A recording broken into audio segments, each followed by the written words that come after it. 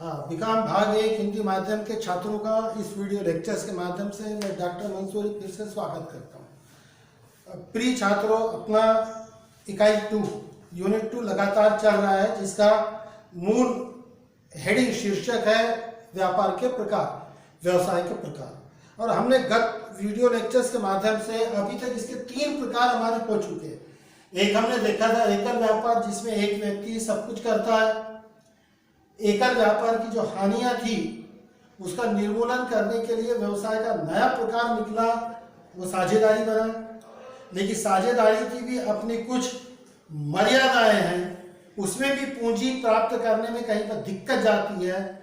उसके दुर्गुणों को दूर करने के लिए व्यवसाय का एक तीसरा प्रकार निकला, एक व्यक्ति कंपनी। ये 3 प्रकार वीडियो लेक्चर्स के माध्यम से मैं आपको बता चुका हूं।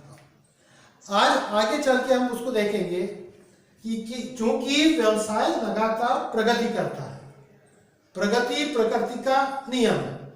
कोई भी व्यक्ति एक जगह बैठा नहीं रह सकता है, वो अपना विकास करना चाहता है। ठीक उसी तरह से कोई एक व्यक्ति जो व्यापारी के रूप में अपनी लाइफ को प्रारंभ कर रहा है, वो एकल व्यापार से यदि अपना बिजनेस चालू करता है तो जरूरी नहीं है कि जिंदगी भर वो एकल व्यापार चालू करे। उसके लिए आपको धीरूभाई अंबानी की हिस्ट्री पढ़ लीजिए तो आपको एक कहानी समझ में आएगी कि एक सामान्य सा व्यक्ति पहले कहाँ काम करते था, क्या उसके दिमाग में आइडिया आया, और एक के बाद एक उत्तरोत्तर प्रगति करते गया। और आज आपको पता है कि उनके जो पीढ़ियां हैं उसका उद्योग और व्यवसाय जगत में क्या साम्राज्य है, ये मेरे बताने की जरूरत नहीं। मुद्दे की बात यही है कि जब व्यवसाय के प्रकार में एक एक प्रकार से व्यक्ति आगे बढ़ते जाता है तो अपने पुराने प्रकारों को छोड़कर नए प्रकार अपनाता है। जैसे एक व्यक्ति यदि एकल व्यापार कर रहा, कुछ दिन के बाद वो पार्टनरशिप की तरफ जाएगा, कुछ दिन बाद पार्टनरशिप बंद करेगा, एक व्यक्ति कंपनी तरफ जाएगा। आज हम पढ़ेंगे एक व्यक्ति कंपनी से निकलकर वह निजी कंपनी और सार्वजनिक कंपनी, ये 2 व्यवसाय के प्रकार हैं, उनको मैं आज आपके सामने एक्सप्लेन कर रहा हूं। सबसे पहले निजी कंपनी। निजी कंपनी से तात्पर्य ऐसी कंपनी जिसमें सदस्य संख्या कम से कम 2 और अधिकतम 200। ये मैं बात कंपनी अधिनियम 2013 के अंतर्गत बता रहा हूं। कंपनी अधिनियम 1956, आप थोड़ा सा पीछे रख दीजिए उसको। 2013 का जो अधिनियम है वो निजी कंपनी की पहचान बताता है कि निजी कंपनी मतलब किसी भी प्रकार का व्यवसाय करने के लिए जब 2 या 2 से अधिक व्यक्ति एकत्र होकर, क्योंकि अभी हम एक व्यक्ति कंपनी तक आए थे, वहां पर कंपनी जरूर थी लेकिन व्यक्ति एक था। ये देखिए अब बढ़ गया, अब कितने हो गए, 2 या अधिकतम 200 सदस्य मिलकर के कंपनी को स्थापित करते हैं। चूंकि वह निजी कंपनी है तो उसको प्राइवेट कंपनी लिमिटेड नाम देना कंपलसरी है, यह कंपनी कानून है। जो कंपनी के सदस्य रहते हैं सामान्यतः वही उसके इन्वेस्टर्स भी माने जाते हैं और वही उसके अंशधारी होते हैं। चूंकि कंपनी है इसीलिए ये जो 200 सदस्य है, इतना ख्याल रखिएगा, ये 200 सदस्यों में वो लोग शामिल नहीं है जो कंपनी के कर्मचारी हैं। कंपनी के कर्मचारी या कंपनी के सदस्यों का इन सदस्यों में समावेश नहीं हो सकता है। लेकिन इन सदस्यों के दायित्व सीमित होते हैं, क्योंकि यदि कंपनी में किसी प्रकार का वाद विवाद आता है, मतभेद आते हैं, कोई कानूनी दांवपेच होता है या कंपनी यदि डूब जाती है तो जो लेनदार होते हैं, जो कंपनी के साहूकार होते हैं, वे साहूकार अपनी लेनदारियां वसूल करने के लिए अंशधारियों की व्यक्तिगत संपत्ति को हाथ नहीं लगा सकते। दूसरी बात, चूंकि आप 11वीं 12वीं पढ़ के आए हो, सचिव कार्य पद्धति आपने पढ़ा है, ये प्रविवरण जिसको इंग्लिश में प्रॉस्पेक्टस बोला जाता है, ये निजी कंपनी प्राइवेट कंपनी में जरूरी नहीं है। हाँ, कंपनी को चलाने के लिए कम से कम 2 डायरेक्टरों का होना जरूरी है। ये 2 डायरेक्टर अंशधारियों में के भी हो सकते हैं, जरूरी नहीं है कि ये कोई नया आदमी हो।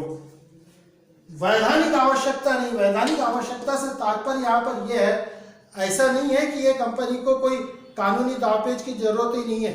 कानूनी दावपेच की जरूरत है, यहाँ वैधानिक से संबंधित वैधानिक सभा की जरूरत नहीं है, वैधानिक रिपोर्ट की जरूरत नहीं है, वैधानिक अहवाल की जरूरत नहीं है।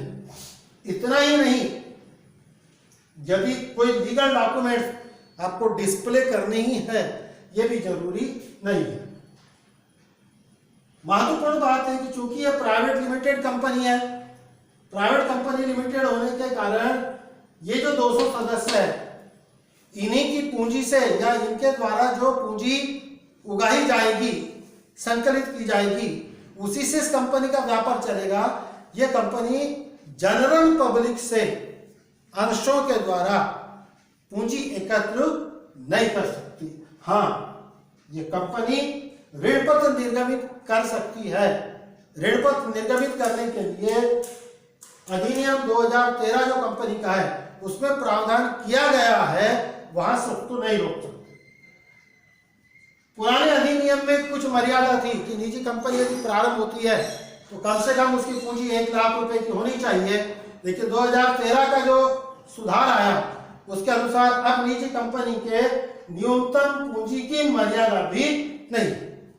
और रही बात इनकॉर्पोरेट सर्टिफिकेट जो होता है व्यवसाय के अंदर में, कंपनी समामेलन प्रमाण पत्र और व्यवसाय प्रारंभ करने का प्रमाण पत्र, जहां तक 2013 का अमेंडमेंट है, 2013 के अमेंडमेंट के हिसाब से प्राइवेट कंपनी को जैसे ही समामेलन का प्रमाण पत्र मिल जाता है वो अपना व्यवसाय प्रारंभ कर सकती है। उसको व्यवसाय प्रारंभ करने के ऐसे सेपरेट प्रमाण पत्र की जरूरत नहीं। तो मुद्दे की बात क्या है कि वो व्यक्ति, एक व्यापारी जो पहले एकल व्यापार चलाते था, बाद में व्यवसाय को बढ़ाकर उसने साझेदारी पर गया, साझेदारी के बाद में उसको और नॉलेज बढ़ा, एजुकेशन बढ़ा, मार्केट की स्थिति का नॉलेज हुआ, उसने वन मैन कंपनी स्थापित किया। वन मैन कंपनी स्टैब्लिश करने के बाद उसको पता चला कि उसमें भी कुछ लू होल्स है, उसके लिमिटेशंस है, तो उसने 100-200 लोगों को जमा किया, उठा के कंपनी बना डाला। अब ये कंपनी से भी वो व्यवसाय उस समय तक चलाएगा जब तक उसको सेटिस्फेक्शन नहीं मिलता। एक बार सेटिस्फेक्शन मिल गया कि अब उसकी अपेक्षा बढ़ जाएगी, अब वो वहां पर नहीं रहेगा, वो चाहेगा कि मेरा कारोबार और बढ़े, जाहिर ज्यादा पैसों की जरूरत पड़ेगी। अब ये 200 लोगों की तो अपनी एक मर्यादा है ना, कितना भी हो गया पैसा लगाएंगे, तो इनकी मर्यादा होती है। ज्यादा लोगों को आपको पैसा चाहिए तब आपको जनरल पब्लिक से पैसा मांगना पड़ेगा। जनरल पब्लिक से पैसा आप अंशों के माध्यम से मांग सकते हो। वो प्रोविजन प्राइवेट लिमिटेड कंपनी में अधिनियम 2013 की धारा 68 के अनुसार पॉसिबल नहीं है। जब नहीं है तो रास्ता क्या? रास्ता उसके आगे का, जैसा एकल व्यापार, पैसा कम, साझेदारी, फिर भी पैसा कम, कंपनी बनाया, अभी भी पैसा कम, निजी कंपनी, और पैसा कम। आप बोले सर पैसा कम क्यों? ना केवल पैसा कम नहीं, संसाधनों की कमी और व्यापार की तरक्की। यहां व्यापार की तरक्की पे तरक्की हो रहा है। ये पहले एक मोहल्ले का व्यापार था, ये जिले का हुआ, राज्य का हुआ, प्रदेश का हुआ, देश का हुआ। अब अंतर्राष्ट्रीय स्तर पर जाना है तो आपको बड़े पैमाने पर प्रोडक्शंस करने पड़ेंगे, बड़े पैमाने पर उद्योग स्थापित करने पड़ेंगे। और ऐसी जगह पर अब आपको निजी कंपनी के जो कमजोरियां हैं उसमें से निकलकर आगे बढ़ना पड़ेगा। और तब एक 5वां प्रकार व्यवसाय का आएगा और वो है सार्वजनिक कंपनी। इसे कहा जाता है जॉइंट स्टॉक कंपनी, इसे कहा जाता है संयुक्त स्कंध प्रमंडल, इसे कहते हैं पब्लिक कंपनी। मित्रों, इसे भी आपने कहीं ना कहीं एसपी के अंदर में अच्छे से पढ़ा होगा। यदि कंपनी सचिव की हम बात करते हैं कि कंपनी के कारोबार को चलाने के लिए सचिव की आवश्यकता होती है, कंपनियों की सभाएं होती है, वैधानिक सभा होती है, वार्षिक सभा होती है, अंशधारियों की सभा होती है, कंपनियों के मेमोरेंडम ऑफ एसोसिएशंस होते हैं, आर्टिकल्स ऑफ होता है, हिंदी में पार्षद सीमा नियम, पार्षद अंतर नियम, प्रविवरण, सदस्यों के रजिस्ट्रेट, आम सभा, वैधानिक सभा, विशेष सभा, सभा का कोरम, सभा के मिनट्स, कार्यव्रत, मिनट का एजेंडा, ये सब लागू जिस कंपनी को होता है वो है सार्वजनिक कंपनी। इसीलिए इसे कंपनी की कानून की भाषा में कृत्रिम व्यक्ति कहा जाता है। कृत्रिम व्यक्ति का मतलब होता है कानून के द्वारा हम लोग नैसर्गिक व्यक्ति है, हमें भगवान ने बनाया। आप बोलोगे सर भगवान ने नहीं बनाया, तो वो आपको जो समझना समझिए, लेकिन भगवान की देन है। आप मम्मी पापा को उससे जोड़ो या कुछ भी कीजिए, कुल मिलाकर के ईश्वर में आस्था यदि है तो हमें मशीन में डालकर टेक्निकली बनाना पॉसिबल नहीं है। लेकिन कानून की भाषा में ऐसी व्यवसाय कंपनी जिसका अपना एक नाम है, जिसका अपना एक पहचान है, पहचान है का मतलब कि एक सार्वभौम मुद्रा होती है। यहां सार्वभौम मुद्रा का मतलब पैसे से नहीं है। कई विद्यार्थी इसका गलत अर्थ निकालते हैं, वो मुद्रा को पैसे से गिनते हैं और सार्वभौम का बोलते हैं कि कंपनी का पैसा सबको स्वीकार है। ऐसा नहीं है। ये सार्वभौम मुद्रा का मतलब होता है कंपनी के कॉमन सील होती है। सील का मतलब उसका एक अपना चिन्ह, क्योंकि ये कृत्रिम व्यक्ति है तो इसको पहचानना तो पड़ेगा। जैसे आप बजाज, तो बजाज का सिंबल है। हिंदुस्तान लीवर कंपनी, उसका सिंबल है। टाटा कंपनी ले लीजिए, सिंबल दिखते हैं कि नहीं दिखते। अब आप मार्केटिंग में घुस जाओगे तो बहस का विषय बना लोगे कि सर ये तो उसका ट्रेडमार्क है। चलो आप उसको ट्रेडमार्क बोलो या ब्रांड मार्क बोलो या आइडेंटिफिकेशन मार्क बोलो, बट कंपनी के अपने लेटर हेड पर उनकी एक सील होती है और वही ये पहचान है कि ये सार्वजनिक कंपनी है, ये कृत्रिम व्यक्ति है। और कृत्रिम व्यक्ति होने के कारण ये खुद कंपनी जब व्यवसाय करती है तब इसका अपना स्वतंत्र अस्तित्व होता है। एक आम उपभोक्ता यदि बाटा कंपनी से जूते खरीदता है और जूते खरीदने के बाद उसको किसी प्रकार का कोई नुकसान होता है तो उस नुकसान की भरपाई के लिए वो बाटा कंपनी पर केस कर सकता है, क्योंकि बाटा कंपनी कृत्रिम व्यक्ति है। अर्थात एक व्यक्ति जिस प्रकार केस कर सकता है, व्यक्ति पर जिस प्रकार कोर्ट केस होते हैं वो इस कृत्रिम व्यक्ति पर होते हैं।